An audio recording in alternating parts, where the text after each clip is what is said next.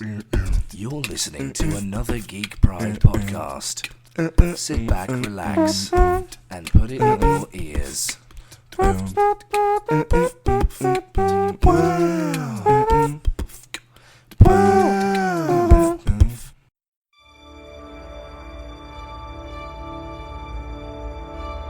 Coming to some ears near you. In a world so like this one, you couldn't tell the difference. Geeks and fanatics engage in eternal war for the perfect film pitch. Judged by their peers, and against all odds they cry, pitch, please. Hello ladies and gentlemen, and welcome to Pitch Please, the second in the long-running series of two people going mental at each other. One of them might have lasers coming out of his eyes, one of them might have claws, one of them might have a bird beak and be written by Grant Morrison and really weird. If you can't guess what I'm talking about, today's episode is going to be about the X-Men. Today I have, as always, with me, I'm Mike Orvis, by the way, hello. Today, as I have always with me, are my co-host / best pitches I could ever hope for, Mr. Ben Fee. What? And is that good? Yeah, that's fine. Yeah, that's great. What would your X-Man name be, Ben? Me? Yeah. It'd be Ballbag. And what would your mutant power be? And I have a little sack on my body that I could take like hard balls out and throw them at people. Is that the noise it makes? So like like Nightcrawler's got a bamf, you've just got Joof. That's me. How do you spell that? What? Ballbag? Joof. How do you spell ballbag? How do you spell Joof? Joof is spelled with a K. Silent K. It's just a K. There's a Z in there. And that interloper's voice you could hear is Mr. Callum Tyndall. Callum, what would your mutant name and power be? I have no idea what the name would be, but the power would just be the ability to kill Ben and bring him back to life over and over again. Just me. Just That's a really anyone called power. Ben, or just specifically Ben Fee? Just Ben Fee. Just to wow. punish. I would just, even amongst mutants, I would look at Ballbag and I'd be like, no, this won't stand. Your mutant name would be Infinity. Oh shit. Oh wow. Right, yeah. I think my mutant power would be sort of like Ant-Man's non-mutant power, but it would be my mutant power, and I would have telepathy and agency over any snail that I found, African or otherwise. So like big fuck off ones, and we'd go to Genosha as well and get like a big fuck off snails, and I'd be called Shellraiser. Oh, I was thinking Snail Trail. That's if I was in the Brotherhood of Mutants, because they've all got like slightly disgusting 90s names. Those of you that haven't seen the first episode, why are you listening to a podcast at the second episode? But anyway, fine, you crazy maverick. What happens is two people pitch a film idea, or it doesn't have to be a film, but two people pitch a media idea at me, the host, that changes every week, and then I give a point to whoever, and then at the end of however many episodes we're going to do with this, I think one of us dies. Yeah, that was the deal. But it's not Ben, because Callum brings him back to life again over and over again. So I think Ben's going to be first, is that right? Yes, indeed. Yes. Looking forward to this. Great stuff. So you've got a certain amount of time to do a pitch. Go ahead. Shit. Okay. I am stoked for this. So in my imagination, it wouldn't be just one movie. It would be a series of films, very much in the Harry Potter mould, of seeing a young group of students going through the years and years of the Xavier's School for the Gifted. The Marvel Universe, at the point where these films would start, would have to be very different than it is now. To have mutants being feared and hated, something will have to have had to happen, so that superpowered people are not welcome. They're not liked. They're hunted down. I mean, you've already got the Registration Act, but it needs to be more. It needs to be more than that. It needs to be the fact that anyone with powers is hated. They are persona non grata in society. And then once that's all sort of been established that no one likes superpowered people, that's when kids, when they hit puberty, are starting to develop these powers. So you've got all these guys who are hit by radioactive bombs or bitten by spiders, and no one likes them. But for the first time, people are just spontaneously generating powers.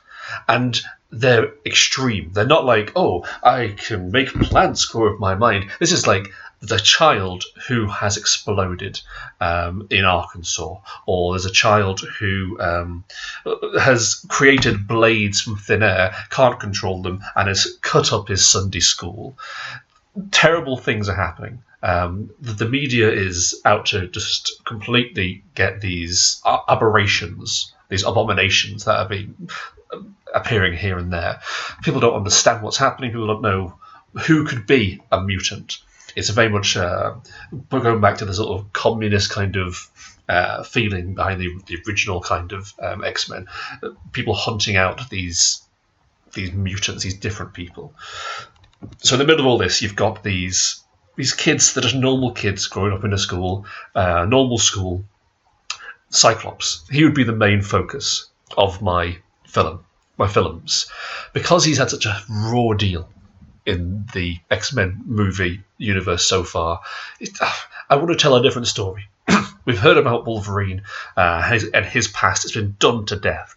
At the start of my films, Wolverine, his story would be complete. He's got his memories back. He knows exactly who he is. He's got his rage under control. His story's done. We know all about him. And it's going to mess a bit with the sort of the established timelines as well. So you've got Cyclops, and he's 13, 14 years old, just going through puberty. He's very, very young, and he goes through this change. Migraines, glowing eyes, and then finally obviously the laser beams come out of his eyes. And he is picked up by, his school is visited by these mutant seeking people. So the government has vans going around to schools trying to weed out mutants, giving them genetic testing to see if the gene is active in them. And this pressure of being in this situation is what makes him erupt as a mutant. As this happens, as he erupts and he blows the van apart, everyone's screaming and people with guns are going to take him down, that's when the X-Men turn up. Now, in this point in the sort of the story, the X-Men aren't official. The world doesn't know about them. There are rumours of organised teams of mutants. The government would call them cells, terrorist cells. So sort of painting the X-Men as more in the terrorist kind of mould. These cells of mutants are organised and they are active in society. They're causing mayhem. They're destroying established buildings, that kind of thing. And they are, but the X-Men aren't doing that. The X-Men are trying to stop other mutants. Essentially, they're going to be the Brotherhood of Evil Mutants are the ones who are causing the damage and trying to stop the oppression of their people as they see it. But really, like all terrorists, they're just they want power, and they're happy to get it by any means, by portraying themselves as these victims to a strong-armed government, a strong-armed society. But whereas they're just as bad as everyone else, they're killing, they're using any means necessary to gain more power. Anyway, Cyclops erupts in this van, in this school. The X-Men turn up. You've got Wolverine, and he is bestial. He's got the huge mask on, the huge black ears, and the classic yellow outfit. He's got his claws. He's smashing shit up. He's pure rage, just destroying guns, just smashing everything up. But it's controlled. He's not killing anybody. There's no death here. He's just chopping up guns, destroying cars, smashing up other security items. You've got Hank McCoy, you've got the Beast, and Colossus. You've got a group of X-Men. It's probably going to be very reminiscent to the Blue Team back in the 90s. Remember that? When it was gold and blue.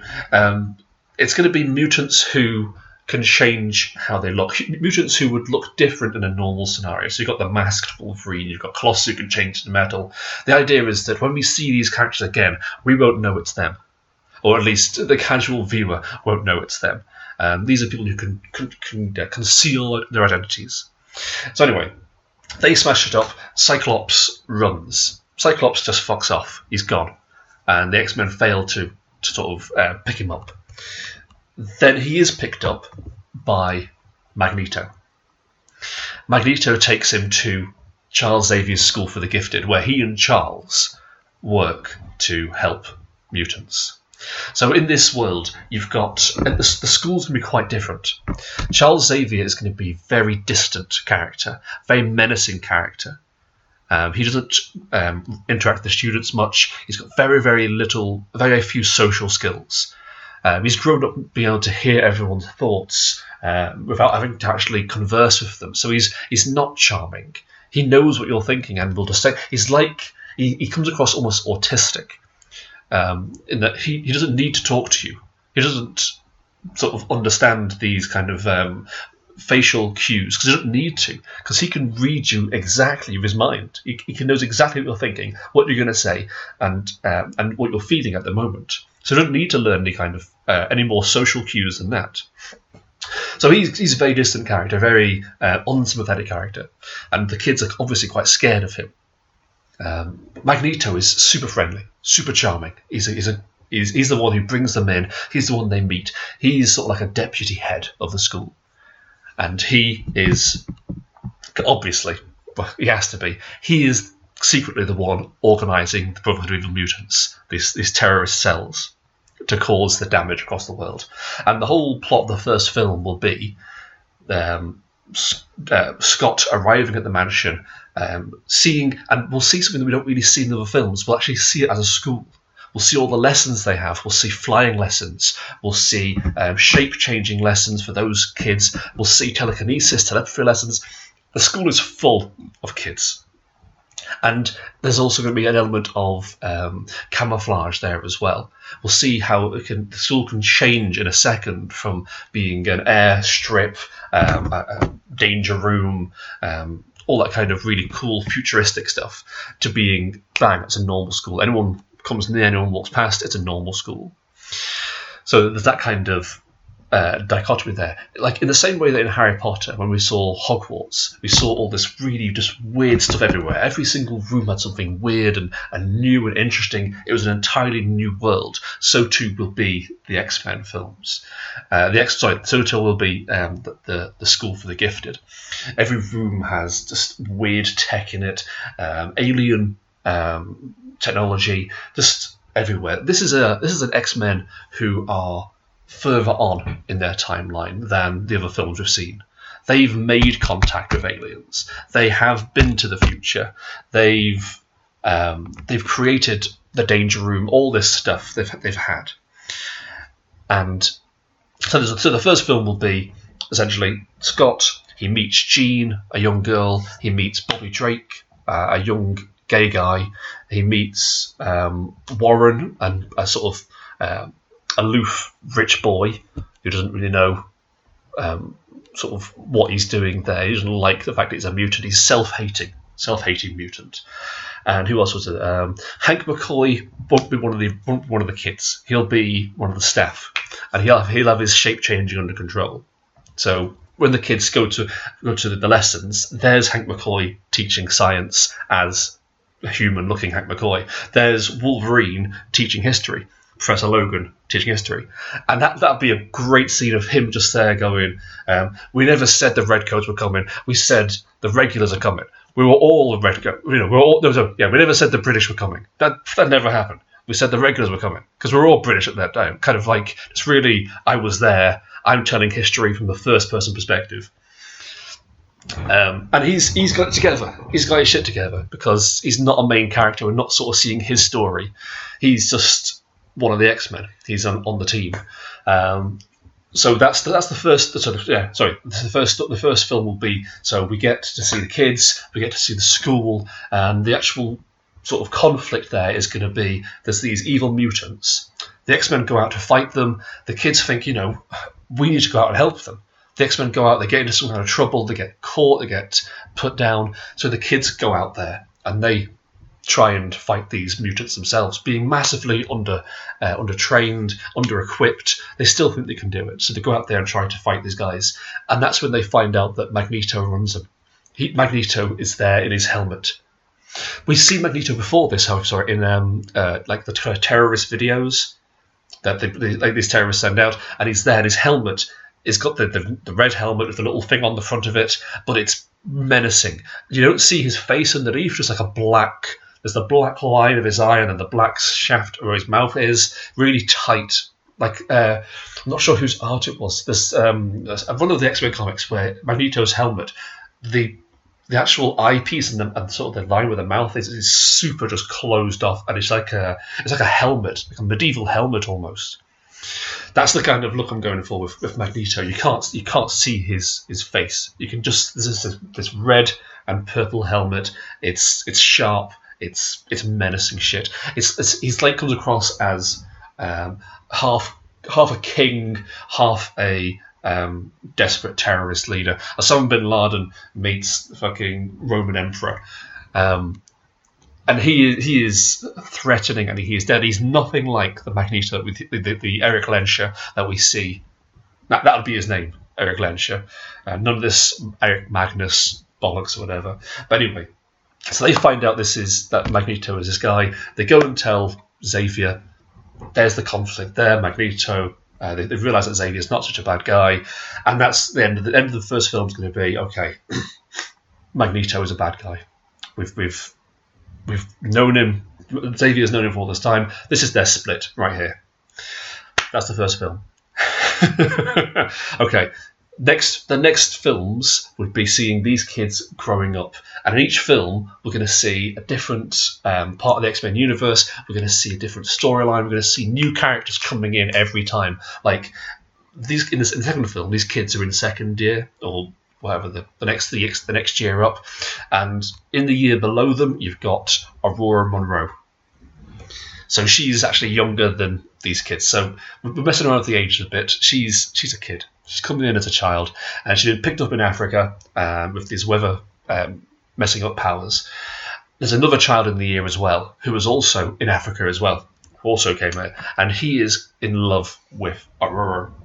And he has the power to enter her dreams, and so he's entering her dreams as she's sleeping, and trying to court her in there, spending time with her, and it turns into him enslaving her in her dreams. So every night she goes to bed and she is a slave in his dream palace. And she's writing this in her journal. She's writing a story about this character. It's a Shadow King. So here's the Shadow King right here. It's this kid, this little weenie kid who's no one would suspect. And she's writing the story. And the more he feeds on her dreams, the stronger he gets. And he starts to manifest in the real world. So the story in this one will be, okay, as well as the kids are learning how to be X-Men, they're getting the suits, they're getting their proper training now. We're meeting more of the established characters. We're getting to know Wolverine a bit better. We're getting to know Beast. You've also got in the school, kids are getting hurt. Something is happening. And it's the Shadow King is emanating from Aurora's dreams. And that film would pretty much just be, okay, Shadow King emanates into a huge form of blackness. They're fighting over the mansion. They've managed to realise it's this kid who's in her dream. Someone finds Storm's book. It's like, I've had another dream again about the Shadow King. It's like, oh, fuck, what's going on here? This guy. That's like film 2. So just trying to whiz through these. Then the next films will be like, we're going to see Age of Apocalypse. That's going to be one of the films where they try and do time travel. They try and mess around with time travel, and they get stuck in this alternate timeline, Age of Apocalypse.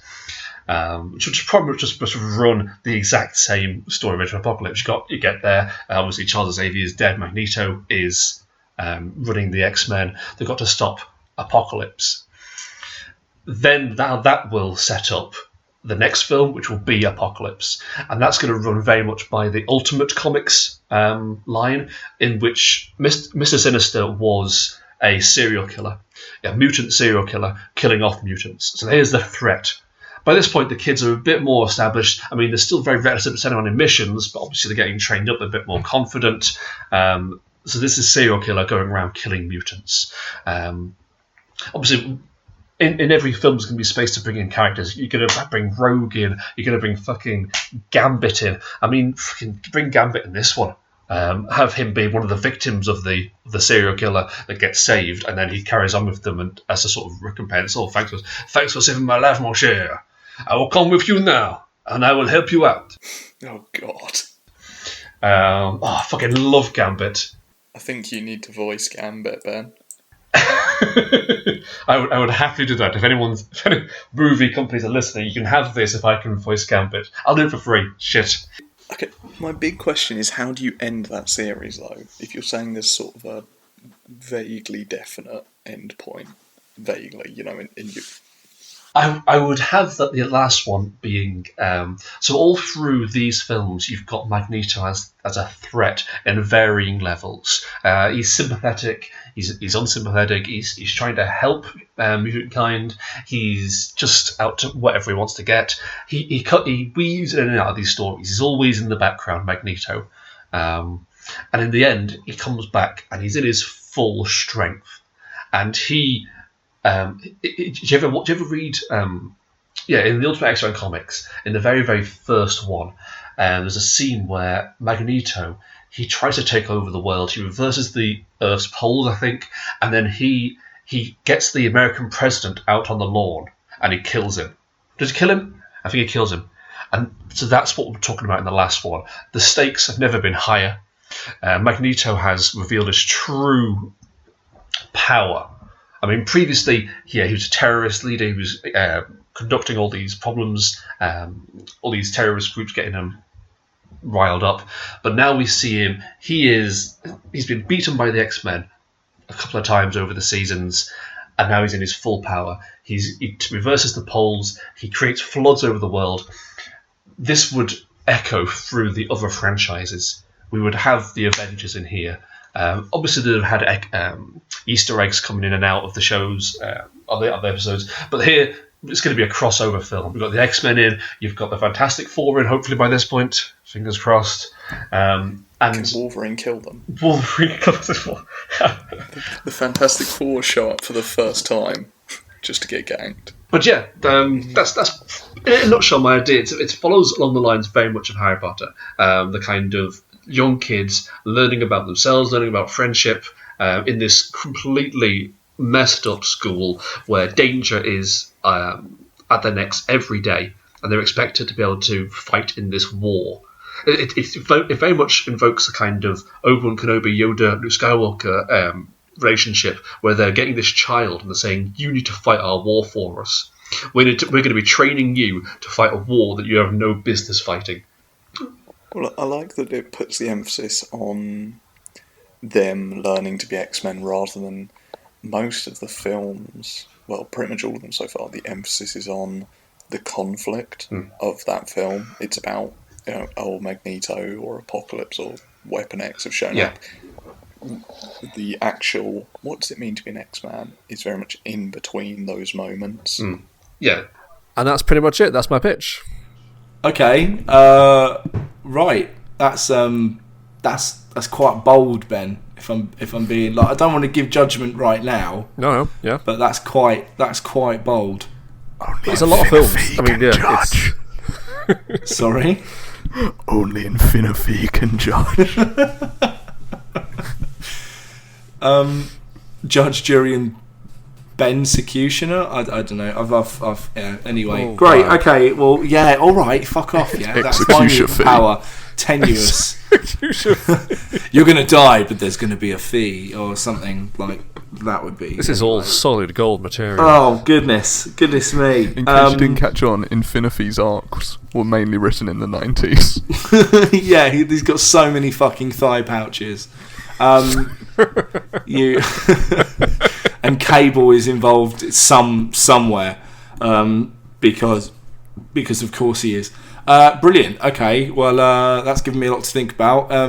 Callum, it's your turn. Pitch the hell out of me, you sexy beast. Alright, well, prepare yourself for something a little different. I'm about to twist the premise a little further because, first of all, I'm glad you mentioned X-Men Gold and Blue, Ben. First of all, because they're about to bring it back in the comics, which is great. Yeah, you know how X-Men have had kind of been being killed in the comics? Because they're like, fuck you, if you're going to make films of characters we don't own, you get no comics. So recently, the Terrigen Mists basically made the mutants sterile. Because they've been trying to they've been trying to big up the Inhumans to the level of the X-Men, so they're sort of, and they've gone, you know what, actually, people really like the X-Men. So I think the current event is something like Inhumans versus X-Men. And at the end of it, we're going to get a load of new books, and it's going to be Resurrection, which is the sort of Inhumans/X-Men one, so that's obviously carrying on their whole interaction, but then we're getting Blue and Gold back, and then we're getting Weapon X, Iceman, Jean Grey, and was it Generation X, the one where it's like all the kids? Yeah. Yeah, all of those completely new books. And they've basically gone, when was X-Men really working? The 90s. Let's just bring back all those titles. So yeah, that's a basic sort of why I had a similar thought. For me, I don't think the X-Men belong in the Marvel Cinematic Universe. Because the Marvel Cinematic Universe relies so heavily on interconnection. And, everything ties into each other. Like, okay, have you both seen Doctor Strange yet? Yes, yeah. Okay, but basically, as you'd expect, there's a tease at the end. That's classic Marvel, but it basically suggests that Doctor Strange might show up in Thor. So, but it's that sort of thing where everything, even in our origin movies, we have to connect into each other. In Marvel, everything's got to come together. You can have an origin movie which only links towards the end, but it's got to be together. And I think the X-Men work best when they're not with the rest of them. There are loads of characters in the Marvel Universe that are great because they get to interact. Like, Spider-Man's great because he can run into the other New Yorkers, and the Avengers obviously have multiple connections all over the place. But the X-Men's whole outcast angle and their position in the world makes the most sense when they're not hanging out with Captain America, because the X-Men as a whole are kind of bullshit, because we've got we hate these people, they're freaks of nature, but Captain America's totally normal. And all these people who are super powered but just aren't quote unquote mutants, people are fine with. So for me, it doesn't make sense for them to be hanging out. So for me, if Marvel owns X-Men, the best place for them is Netflix.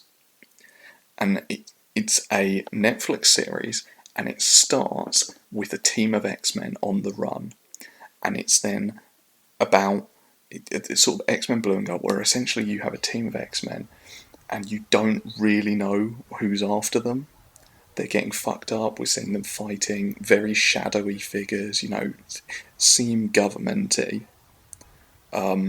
And while they're on the run, you have your other team who are trying to find them, and you have a slight time disconnect across, the first couple of episodes, where you're sort of seeing what happens to the team being hunted, and then you sort of go to this team who are trying to track them down, who've been sent. I can't remember what the mission was, but you know how there was basically that one mission where it later turned out that Professor Xavier sent an X-Men team out. They all died or something, and then he sent a later team, but they thought they were the first team. And is it Genesis? I feel like it may be created Onslaught, but I can't remember. It's one of those classic, Xavier's kind of a dick. So it's not exactly that, but it's that idea of this team being sent out on a mission, and them sort of knowing that a previous team went out, and they're they're not kids, but they're not like the full-grown versions we met in the original trilogy. You know, they're sort of youngish, sort of young to late 20s, depending on which character's which. Fairly classic team, you know, Cyclops, Storm, Jean, Angel, Iceman, Beast, probably. I think then, I mean, I'd probably want 4 per team-ish, because you want it to be fairly tight. So maybe Nightcrawler's awesome. Though actually, there are ways I could use a Nightcrawler later. So not Nightcrawler. But anyway, so it's them. So you're seeing one team being hunted, and you don't know who it is, and they're trying to survive whilst working out what's going on, while the other team is sort of trying to slowly catching up to the fact, and we have these timelines slowly merging to the point where we suddenly, actually join up. And it's got to be, and Wolverine doesn't show up at all. The first season. The first season, he can't be in it. But it's got to be the slow, and I think the bad guys have got to be Weapon X, because I don't want it to be Magneto, because as great a villain as he is, he's very cinematic, and for my X-Men, particularly because it's on Netflix, I want it to be really tight and small and dark, and I want it to feel just really intensely focused in on these characters, and a lot of them not being superheroes in a way, a lot of them sort of being the fact, the idea of they're young enough that they sort of still believe in the dream, and that's particularly the team who aren't being hunted. They're obviously more idealistic because they're not being completely fucked on this mission, which their mentor/surrogate father figure sent them out on. And you've got to see that divide as well, where just to put names on it, blue team is being hunted, gold team is second team, and the blue team is sort of slowly working out they don't have Cyclops. Cyclops has got to be on gold team, because he's got to be leading, he's got to be the one who has to slowly, it's got to be his realisation of how much danger they've actually been sent into, because obviously he's got the real father-son relationship with Professor X, and I want that real moment of him having to go. I want this sort of transition from season 1 into season 2 about them going, maybe it's better if we're the X-Men than you. Sort of being the, Daddy Xavier watching over all of it. And so it turns out it's Weapon X. They are, the blue team is sent out just to, they're maybe just sent out to investigate a mutant. Professor X goes, there's a mutant out there, and he knows that there's something going on. He knows that mutants are being rounded up, but for him he's just like, look, these mutants, maybe they're in a bit of trouble. They basically get dragged into suddenly being pursued. It turns out there's a trap. The Weapon X know about the school, but they've only just been able to move or something. For whatever reasons, there'll be that sort of mystery element that the Netflix shows play off of having to slowly work through the crime rather than just going straight punch it in the face. And then you've got to have the gold team try and track them down, and they're trying to help, and maybe you've got to play a lot with the relationships, because it's that benefit as well of, rather than it being 2 hours, it's an 8-hour continuous series. So it's about digging into those relationships. I think you would have to limit your characters for the first season, like Gambit and Rogue wouldn't fit. Rogue might, but you couldn't have Gambit and Rogue, because their relationship would be all off-tone. But, you can have Cyclops, who's been thrown into being a leader, and, the most he's ever run is like Danger Room missions. And then you have a lot of teases, of other stuff, as the Netflix shows do. They tease, the X-Men will maybe talk about, at one point, the difference between them. They'll have that conversation, why, there'll be 2 of them talking about, why do they hate us so much? But, Thor comes down and he's on fucking t-shirts. And then, Cyclops will come over and drop some mutant knowledge. This is, and, something about it. He'll just say something like, do you see Thor unable to look people in the eyes? as long as there are people like me out there, they'll fear us. And then the gold team is about that sort of journey. It's about them struggling, having to come to terms with they're the more questioning side of things, whereas the blue team are more about the physicality of being hunted. And so I think you've got to get the more badass ones on there. So you maybe get a Colossus, or you can throw an Iceman on there, but actually go like, no, as much as Iceman isn't given the treatment he often deserves, dude's actually Omega level. He's not at his full power at this stage. He's young 20s or whatever, but we're gonna show off like he's not to be fucked with. But then you maybe have the whole thing of he's a bit scared of that. Like we do have that callback to the fact that he didn't want the first. In like his origin, he used his powers to save his girlfriend, but he didn't want to because he doesn't want to be that guy. You could maybe have, I don't know if you want to just establish Psylocke straight away, but you could have her on that team as well and have the thing of, like, she's the most comfortable with violence of all of them, but she's struggling to assimilate to what that means in terms of her being part of this school. And, you'd have to be playing around a bit with the way each X-Man fits in, because obviously within canon their timelines are all different, and age-wise you'd have to bring them slightly close to each other, because you couldn't have like a 32-year-old Psylocke and a 22-year-old Bobby Drake. It's not really going to work, so you'd have to bring them all within like a sort of 5-year age range. You can maybe have an older one leading the team, but I don't want them to be hugely like, we're super established. I want the X-Men to be, they're in the world, but because of the way they're coming into cinematic universe, they're fairly new. They've been at the school for a few years, but they're only just starting to, these are like the first X-Man missions. This is the first time they're suiting up and they're going out into the world, and they're not, I want to have a moment, I want to have this real difference between the blue team costumes and the gold team costumes, where the blue team are in slightly more combat-y, they're, or maybe the other way around, where basically one of the teams is dressed basically for action, and they're like, because they, actually maybe when the gold team gets sent out, because at that point Professor X actually knows there might be a danger,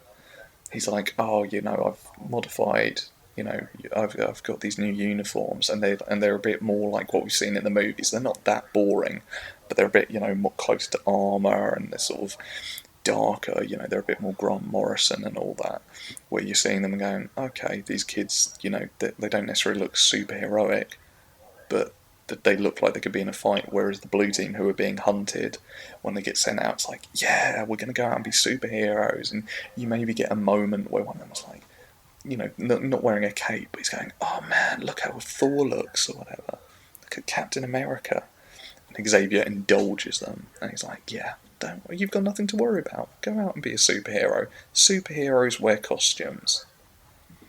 And then obviously then when the teams ultimately come together, there's that moment of Cyclops like looking down at his armour and then seeing, I don't know, Iceman or Psylocke or whatever, and just, this bright sort of now fucked up from being on the run costume. It's like, what are you guys wearing?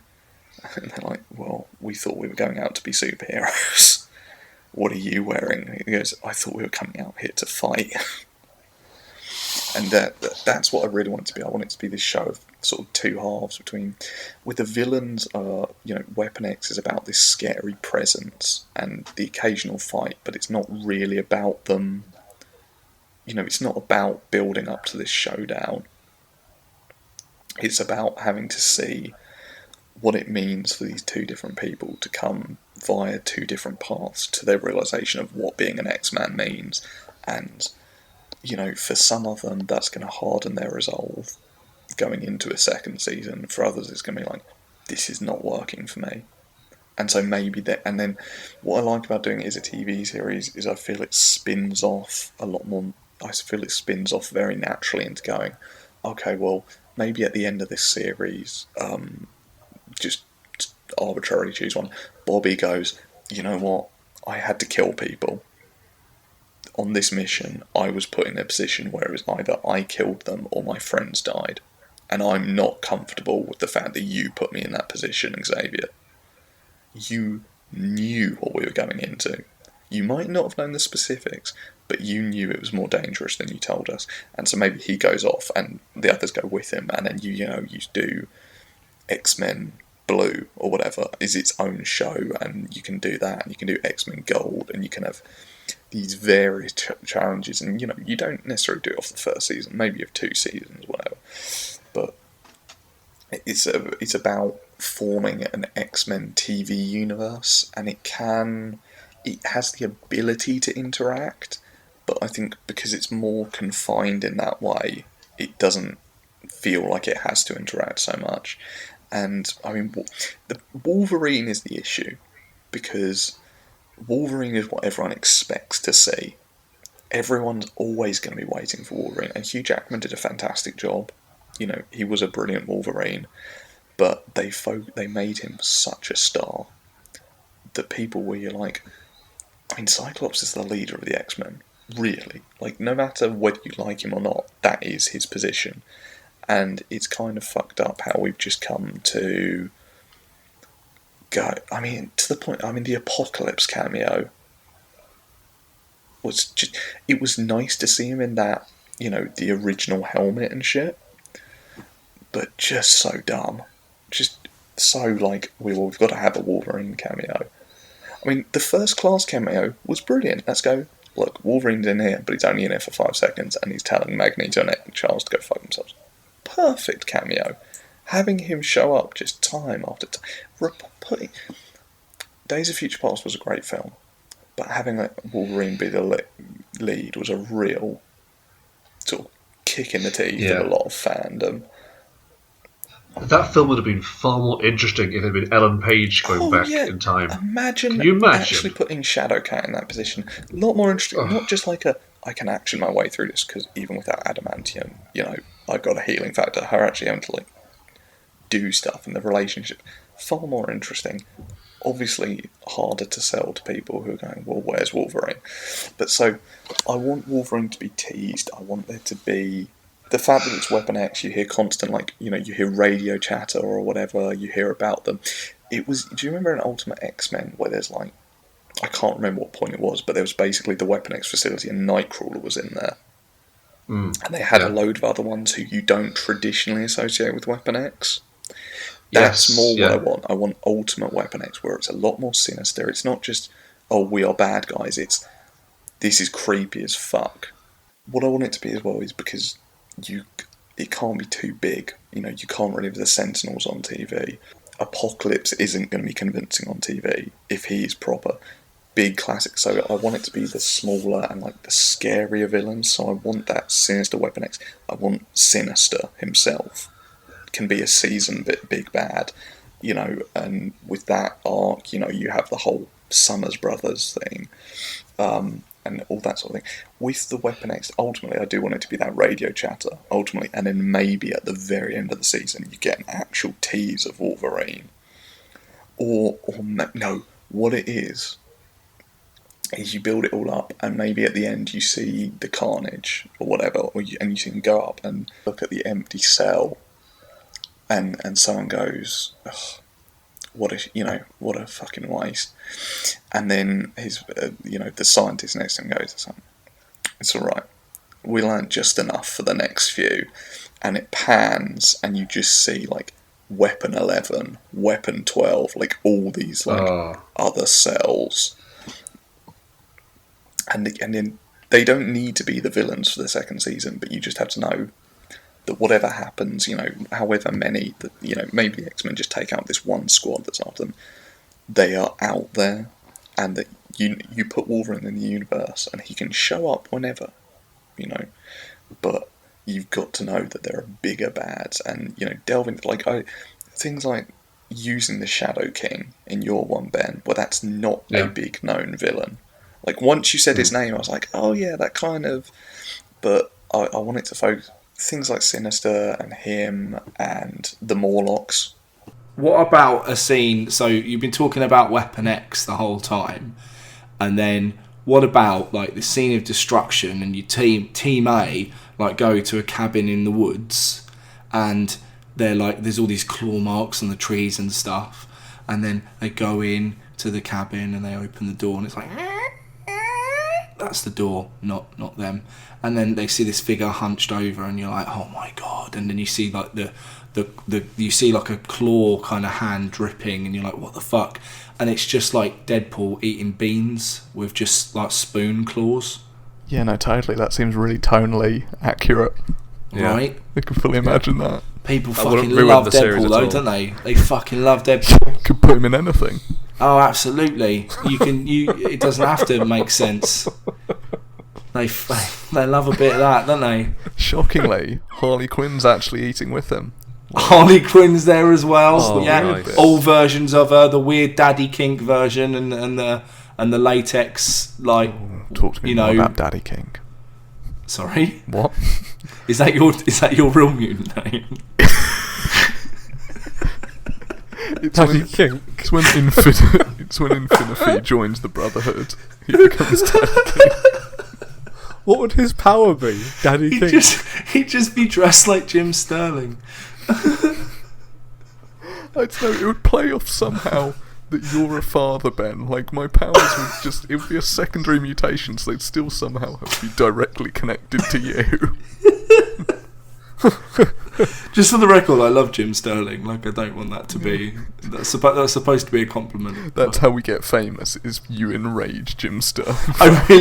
I love him so much. Let's not... I don't want to enrage Jim Sterling. But anyway... You say he's your Daddy King. So now I've got to make the onerous decision of whose king... Who... Wow. Yes. Of whose pitch I thought was the best one. It's pretty difficult. You've gone for two quite tonally different things. Ben, you've gone for like this family sort of feeling. I like the idea of watching them grow. Does Vin Diesel just show up to say, it's about family? Because when you're family, you don't need family to tell you the family's family. I feel like you're feeling quite bitter, Callum. I haven't made a decision yet, but I mean, it sounds like you're mocking his pitch. Did you not like anything about Ben's pitch? I actually like Ben's pitch a lot. What? I like Ben's pitch a lot. It's very... Yeah. Memorable? Sort of like classic X-Men. Okay. Yeah. Yeah. I mean, none of you mentioned a fully orchestral version of the 90s TV show theme, so there are marks deducted from that. Because I was going to have Fall Out Boy do a dubstep version. And you just... I mean, I liked your idea, but for that, just no. No, just But did I tell you about the part where Venus de Milo shows up? You can't make that joke, you fucking Comic prick. crawl forwards. You can't retcon a joke forward. No one knows what the fuck you're on about. Please cut this out, Ben. Listen, And like I Ben. say in episode 9. listeners, you're not going to get that one quite yet. Just hold on. Stick with it. So there's some epic foreshadowing in this podcast. Fuck's sake. You're such a That'll pay dividends later on. pods of future past. Anyway. Okay, look, and okay, so 3, 2, 1.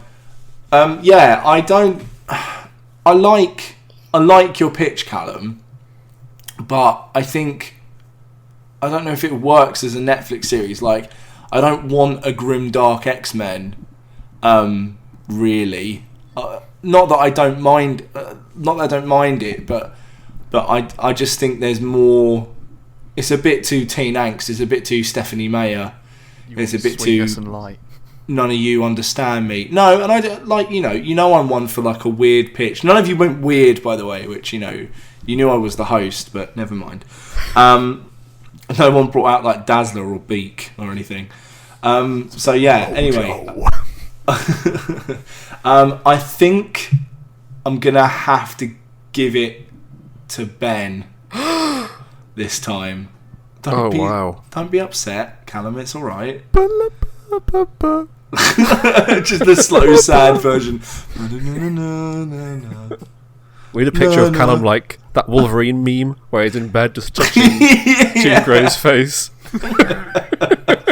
But it's you dressed as Ball Bag next to him, and that's the origin story. As you find out that you were like once best friends, and that's why he became Infinity.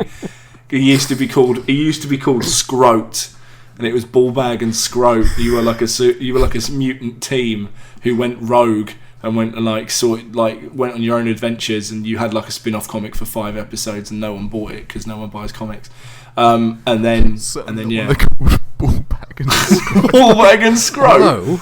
I'd definitely buy a comic called Ball Bag and Scroat. What are you talking about? No, the real reveal should have been This. that I was an Omega level mutant, and I've just chosen to never use it except to kill Ben. Anyway, yeah. So I'm gonna do that. So who's hosting next week? What's we're gonna have to roll the dice, aren't we?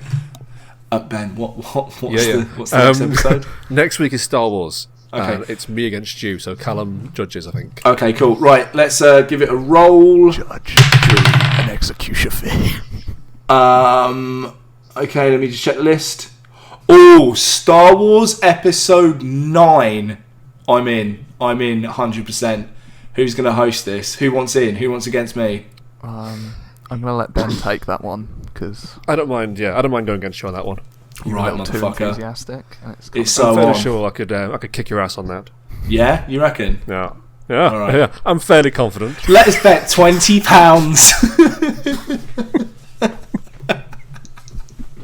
That's so childish. I'm sorry. All right. Well, you're on, sir. Excellent. Well, that's been Pitch Please. I've been Mike Orvis. He's been Ben Fee. It's true. The rumours are true. And he's been Callum Tyndall. Mon chéri. Do we have a sign off? Are we going to work out a sign off? It's this. Sign off. Bye. Bye. Bella, bella, bella, bella, blah. Blah, blah, blah, blah. The adventures of Ballbag and Scroat continue.